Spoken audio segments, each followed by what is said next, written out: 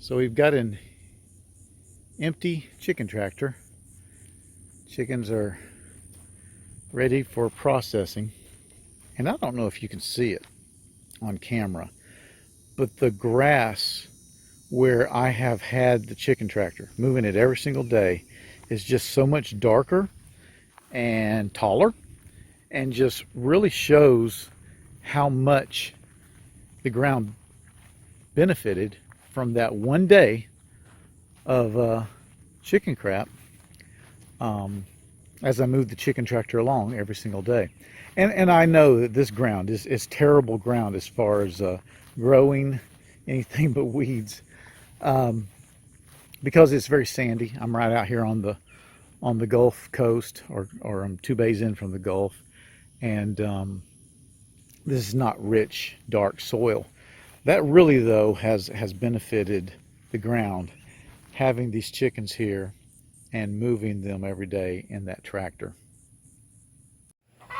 Well, it's chicken butchering day, and the way the layers are cackling, you would think they were the ones going to get killed, but they're not. It's going to be these girls right here. I got 12 left from the 15 that I ordered from McMurray Hatchery. One arrived dead, one died, I don't know, the first week of unknown causes. And I had one dead a couple days ago. Just, I guess, the heat got to her or something. And I do regret going this late in the year. I won't do that again. And actually, although this is the 8th week, and that's what they say, you know, I may go to 7 weeks, because these girls are big and uncomfortable. And I feel better about them being comfortable up to the time that they are butchered, rather than being uncomfortable and getting a few more pounds at them. So anyway, I got them in the truck overnight, and I know that's nasty looking, but I wanted to get them where they couldn't eat anything, because last time they had stuff in their craw. And so I got them here in the truck overnight and had the fan on them. Now here's the setup. We've made a lot of changes. The killing cone this time is going to be a highway cone, or whatever you call these things that you buy at Lowe's. I'm going to give that a try. Then we've got some new heat gloves that my wife got for $2 at the Crazy Store, which is one of those places that sells Amazon returns. And then right here close by, we've got our hot water going. And my biggest problem this morning is getting it cool enough, because there's a space between turning the thing off and getting the right temperature. And I'm playing with it, but I can't seem to get better than about 180 degrees, and I don't know what I'm going to do about that. I may just have to turn the thing off and turn it on several times to maintain that temperature. So, killing, scalding, and here's the plucker. Now, there's a change to the plucker. We made an update. That's a 1 horsepower Harbor Freight $169 motor. And I tried everything I could to keep from having to buy a new motor, but I couldn't find one used anywhere. So I had to bite the bullet. Got it put on. Ran it for, I don't know, 20 minutes just dry, and it seemed fine. So we're going to find out this morning if this makes the difference. If you're one of my 5 faithful, you remember that the little quarter horsepower motor I had on there, which was older than Jacob. As soon as you threw the chicken in there, it would pretty much, you know, stop. So you had to throw the chicken in like 7 times to get it plucked good. So we do those things, those stations, and then we come over here. You got ice chests full of ice and water. And then here's the butchering station, ready to go. I got some vinegar water there. I'm waiting on my small ice chest with just plain water there. And we'll pretty much have everything ready to go. We got 3 sources of water. Got garbage cans. We got a hot day. What more do you need? What more do you need? So let's see how it goes. I'll try to take some vignettes as we go through the day, but I definitely will do an after action. Wish me luck. Say a prayer. All right, we're about 4 or 5 chickens in, and it's going okay. My nephew is getting real good at the processing of the carcass, and the plucker's doing all right. our real problem right now is gauging how long to leave the chicken in the water before we come over for plucking. I really think that the secret now is not the plucker, but the blanching, or whatever you want to call it, because at a certain point we can just run that thing and run that thing, and it doesn't seem to take those last stubborn feathers out. The cone is working really well. Definitely going to go that way, and if you're wondering, we're going to be putting that blood water into our mulch. So everything seems to be going okay. If I can, I'll get my wife to film the plucker in action.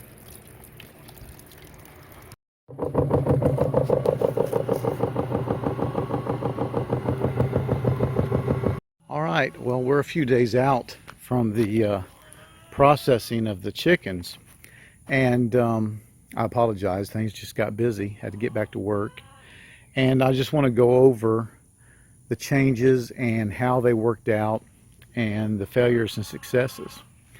And I'm really happy with almost everything. First success was this new killing cone.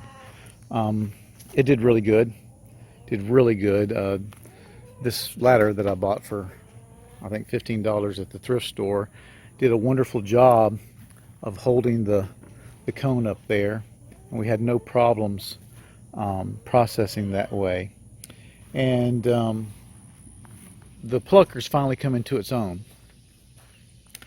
It did great with that new $169, yes, I'm still bitter, $169 motor. I was really trying to avoid spending money, but sometimes you just gotta spend money. So it did a great job. Matter of fact, we found that at a certain point it wasn't doing a good job, so we just adjusted the knob here that pulls the tension on the belt, and found that it had loosened up a little bit. And we over adjusted a little bit, and the next chicken just got got his lunch handed to him. So we finally got it to a sweet spot, and it does great. It does great. Now I've got to decide how I'm going to handle storage, because we're through with chickens probably till December. And I don't know if I'm going to leave that on there and cover it somehow, or if I'm just going to take the motor off and put it in its own container for storage. I haven't decided how to store the chicken plucker yet, but it's a success. I'm happy with it. In other areas, everything else worked fine.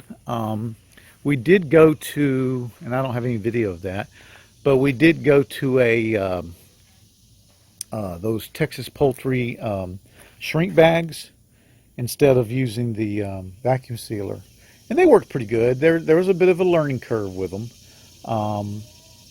but they did okay. So I think we're going to be sticking with those. Look at that skink down there. Can you see that? That is called a skink. It's a really fat lizard. I don't know what to tell you about them. They're just really fat lizards that live around here. Don't know if everybody has them. Anyway, everything went well. These silicone gloves did a good job. My wife got these for a couple bucks at the Crazy Store, which a Crazy Store, it's actually called something else. I can't remember the name. But it's one of those stores that sells Amazon returns. And I guess they're popping up around the country. And she goes there every now and then and always comes back with some very interesting stuff. So whether you pay $2 for them or whether you have to pay retail, I can recommend these silicone gloves. They did a good job. They did a good job. Other than that, everything else went really well. We processed 12 chickens. Did real good. Didn't have any problems. Just sold on this.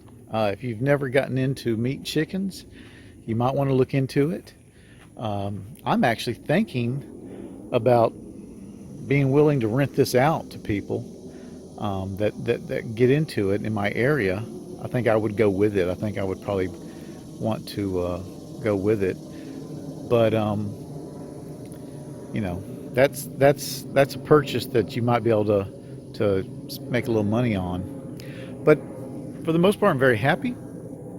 The chickens are all in the freezer. We're going to be eating one this weekend, and it's just a new thing we're going to be doing from now on. Hey, thanks for watching.